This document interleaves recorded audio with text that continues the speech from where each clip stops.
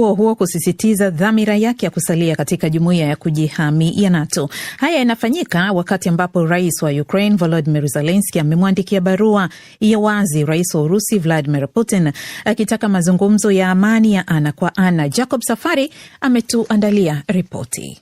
Bunge hilo la Marekani limepitisha mswada huo uliowasilishwa bungeni na Wademokrat kwa kura 226 dhidi ya 195, huku karibu ya kura 20 zikitoka kwa chama cha Republican chake Rais Donald Trump.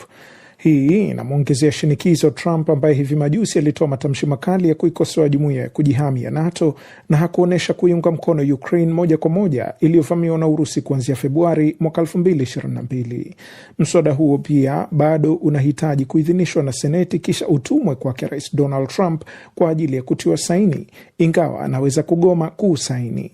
Kura hiyo inamweka Trump katika njia panda kwa sababu endapo atakataa kuusaini mswada huo, basi atakuwa amewapinga baadhi ya wa Republican kuelekea uchaguzi wa katikati ya muhula ambao chama cha Republican kinapania kutetea wingi wake mdogo katika mabunge yote.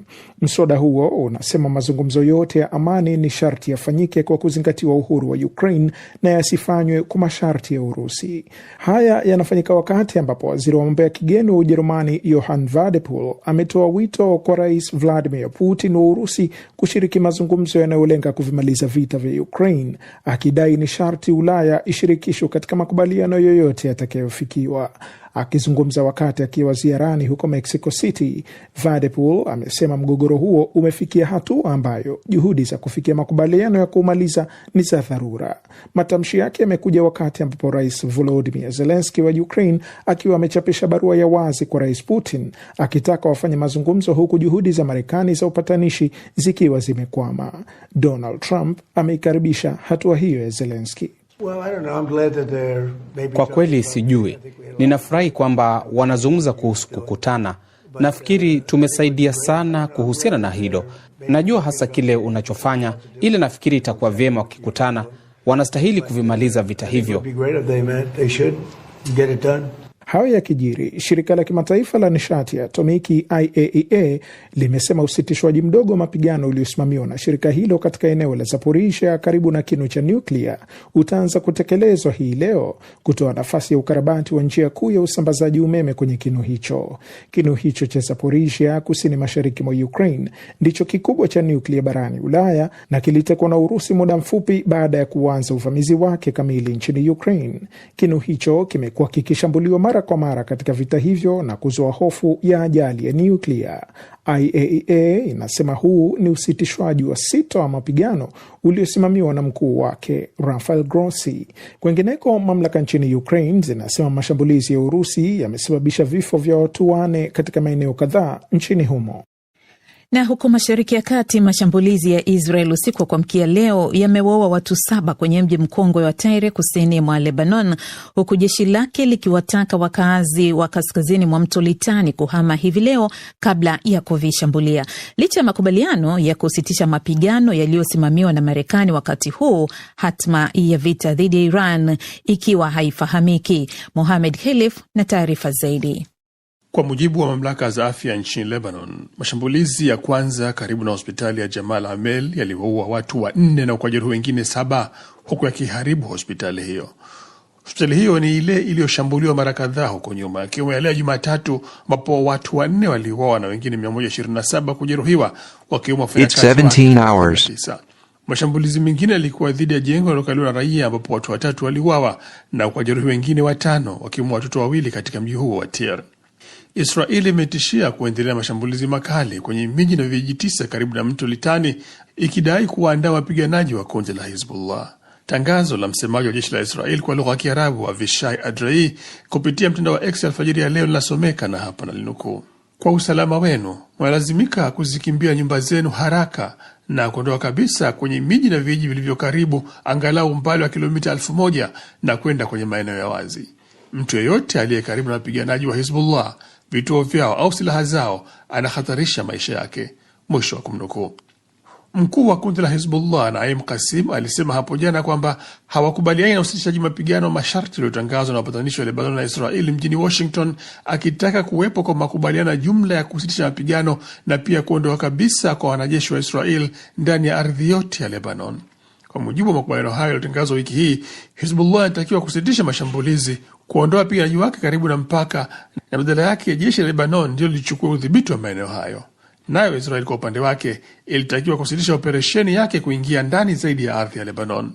Lakini kwenye tamko lake, Qasim alisema kinyume na Israel kusitisha kabisa mashambulizi na kujiondoa kabisa moja kwa moja ndani ya Lebanon, kundi lake liko tayari kuendelea mapigano ya kulinda nchi yao hadi mwisho, akitishia mashambulizi mapya ndani ya eneo la kaskazini mwa Israel. Mapema hivi leo Israel ilisema kwamba mwanajeshi wake mmoja alikuwa ameuawa kufuatia mashambulizi ya Hizbullah.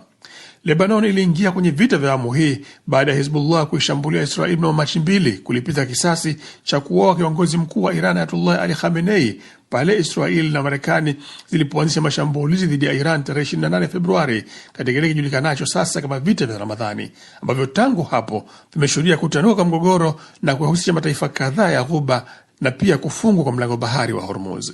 Hatima vita hivyo bado ingali mashakani licha ya kuwapo makubaliano ya kusitisha mapigano kati ya Iran na Marekani, ambayo Tehran imekuwa ikisisitiza kuwa lazima yazijumuishe Lebanon na hata Palestina na Yemen kwa upana wake. DW tunavuma kwa kishindo. Na kama ndio wajiunga nasi, ni matangazo ya mchana moja kwa moja kutoka hapa Bonn. Tupo kwenye uchambuzi. Mapigano kati ya wafuasi wa upinzani na vikosi vya usalama nchini Somalia yameendelea kwa siku 2 mfululizo katika mji mkuu Mogadishu na kuibua wasiwasi mkubwa wa usalama kabla ya maandamano yaliyopangwa dhidi ya serikali. Zaidi kuhusu yanayojiri mjini Mogadishu anasimulia Selina Mdemu. Mashuhuda wanasema milio ya risasi na milipuko imesikika katika maeneo kadhaa ya jiji, hasa Jumatano usiku na Alhamisi asubuhi. Wakazi wameripotiwa kukimbia makazi yao kwa hofu ya mapigano, huku familia zikihama kwa haraka kutafuta maeneo salama zaidi. Abdullahi Nur, mwanafunzi na mkazi wa Mogadishu, anasema kile tulichoshuhudia tangu jana mchana hadi leo asubuhi kimetutia hofu sana. Usafiri na watu wamezuiliwa kutembea kama kawaida. Hii ilitutisha. Hivyo natumaini mambo yatabadilika na kurudi katika hali ya kawaida. Vurugu hizi zinajiri wakati mvutano wa kisiasa ukizidi kuongezeka nchini humo kufuatia tofauti kuhusu uchaguzi na masuala ya katiba.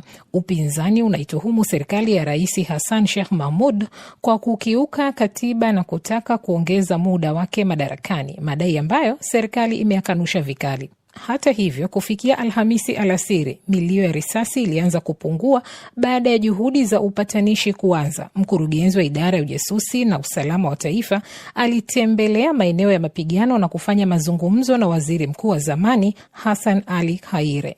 Mazungumzo hayo yameripotiwa kufanikisha makubaliano ya kusitisha mapigano, ingawa hali bado ni tete. Jumuiya ya kimataifa imeonyesha wasiwasi. Katibu mkuu wa Umoja wa Mataifa Antonio Guterres amesema vurugu hizi zimesababisha vifo, majeraha kwa raia na uharibifu wa miundombinu muhimu. Ameyataka makundi yote kujizuia na kutatua tofauti zao kupitia mazungumzo. Msemaji wa katibu mkuu wa Umoja wa Mataifa Stefan Dujarric amesema katibu mkuu anazitaka pande zote kujizuia kadri iwezekanavyo, kuepuka hatua zozote zinazoweza kuchochea vurugu zaidi na kutatua tofauti za kisiasa kupitia mazungumzo.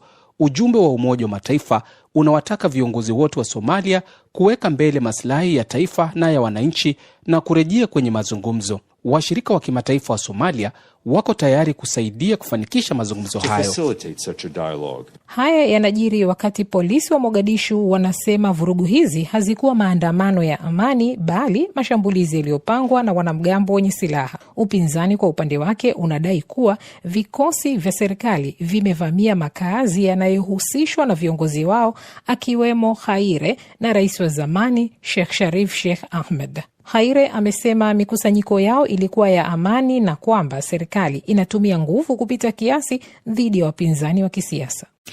Huko Jamhuri ya Kidemokrasia ya Kongo, mlipuko mpya wa ugonjwa wa Ebola unaoendelea katika mkoa wa Ituri mashariki mwa Jamhuri ya Kidemokrasia ya Kongo umeibua mjadala kuhusu nafasi ya waganga wa jadi katika kukabiliana na ugonjwa